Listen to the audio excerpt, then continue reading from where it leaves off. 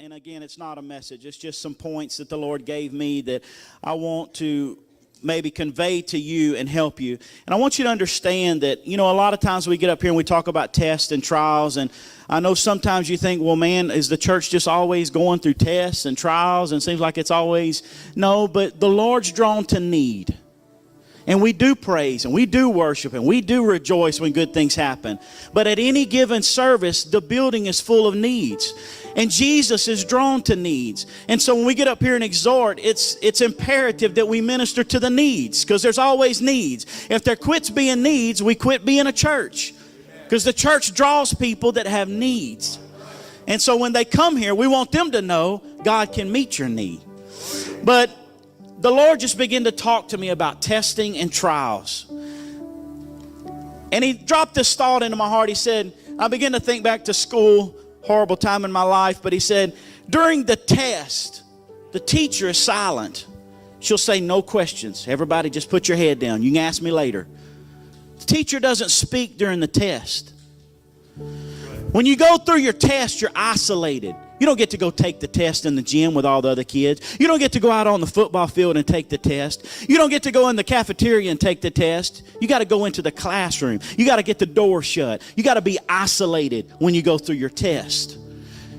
And so sometimes when you go through tests in your life, it's the same way. Sometimes you can't really hear the voice of the Lord like you want to hear. Because when you're in the test, the teacher's not really giving instructions to you. She's trying to see what you know. She's trying to see what have you learned. She's trying to see how will you respond to these questions. How will you respond to these problems that I'm giving you? I have taught you for 6 weeks. Now what do you know? And sometimes in our testing in life, God is simply trying to find out, what do you know? Do you know how to pray? Do you know how to be faithful? Do you know how to keep fasting when you don't feel like it? Do you know how to keep coming to church when you don't feel like it? I'm just giving you this test so that we can understand where we're at in the whole scheme of things. I have learned something. I have progressed. Living for God is not something that goes like this. It's something that should go like this. I don't want in 20 years to be going through the same test. I don't want in 20 years to be going through the same trial. I don't want to be in 20 years going through the same struggles. I want to have reached a different plateau. I want to have graduated. And then he talked to my heart about, he said, there are things that, drugs go through trials and cars go through trials. Before a new model comes out, that car has went through extensive trials before it's ever put on the market. The vision stage of that car is exciting. Drawing it out. What are we going to put in it? What's the new things we're going to have? What kind of new tech are we going to put on this car? How fast is it going? How much horsepower are we going to put in it? That's fun. The design phase is fun. What shape is it going to be? What colors are we going to offer it in? Even the building stage is fun. Wow, look at all this coming together. Wow, that's beautiful. The assembly stage is fun. Look at all these parts coming together. Wow. But some cars are set aside. Some cars got to go through testing. Some cars got to go through trials. Some cars got to be out in Death Valley for months at a time. Some cars got to be up in Arctic temperatures for months at a time. How do you perform in cold weather? How do you perform in extreme heat? How do you perform in a monsoon rain? How do you perform in situations that would never happen in America, but maybe they'll happen across the world somewhere? How will you perform? Those cars have to go through the trial. Those cars have to go through the testing, but it benefits the entire line. Because what the engineers learn from those cars, they apply to the entire line. What I learned from my trial, what I learned from my test benefits the whole church. I'm able to look at somebody else and say, hey, you're in Death Valley. I went through Death Valley, but you can come out on, you're built to equip that. You can make it through that. You've been engineered to handle that. Oh, you're in extreme cold. Let me tell you, when God, it seems like he's just frozen out. I made it through that trial. I made it through that test. You can still function on the other side. You can still be a beautiful automobile on the other side. Why? Because I went through the test and I made it. But somebody's got to be willing to go through the test. Somebody's got to make it through the trial. He is made perfect in our weakness. He's not made perfect when I'm strong. He's made perfect when I'm weak. When I'm less than I think I should be. Our trials are not meant to destroy us. They're meant to discover things in us. Those whom he loveth, Hebrews 12 says, he chasteneth. It doesn't say those who he's displeased with. It doesn't say those who he doesn't like. It doesn't say those who are not living right. It says those that he loves.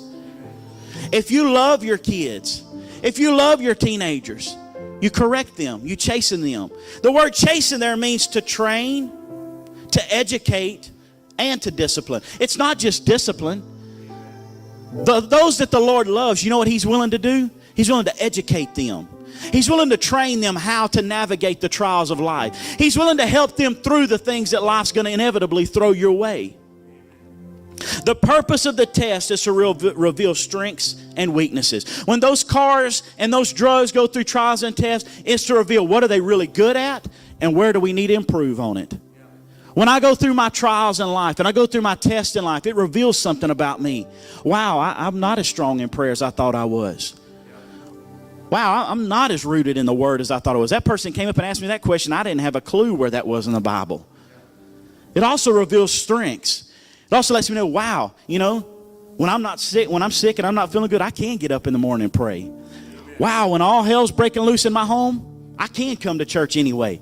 I can make Monday night prayer meeting. I can make it through this trial. The test reveals things about myself. They put a product into testing right before it reaches mass production.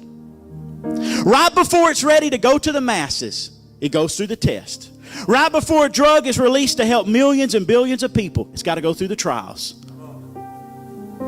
So I just came to tell you, if you're in a test and you're in a trial, you're about ready for mass production. You're about ready for God to do something with your life. You're about ready for God to reveal something in your life. You're about ready for God to help you witness and reach other people for the kingdom of God.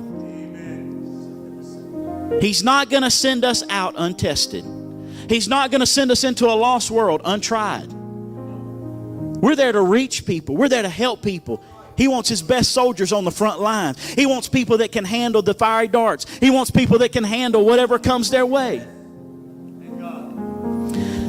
And lastly, just before you go to the next grade in school, you got to go have a test. If you're going to go to the next level in school, you're going to have to pass a test. And if you're going to go to the next level and living for God, we got to pass a test. We're no different. All of our tests are going to be different. All of our trials are going to be different. Some people's trials, I don't understand why they're so severe. All I know is God knows. God knows their ability. God knows their strength. And God's going to help them through it. And all of our lives are going to be made perfect when we're weak. And I do believe that God is setting us up for the greatest harvest and revival we have ever seen. And so I just want us in the midst of this to be in the moment and not miss the moment, not get so caught up in what we're going through that we forget we're in this purpose of God. And I want us to individually see ourselves in the purpose of God. I'm where I need to be. I'm where God intended me to be. I'm not just going to get so consumed with my trial and my test. I'm not going to let my season rob me of what God is trying to do in my life. I don't want to be getting so caught up in the season that I'm in that I forget that God's got a bigger purpose. And this is just something that's going to pass. In Jesus' name.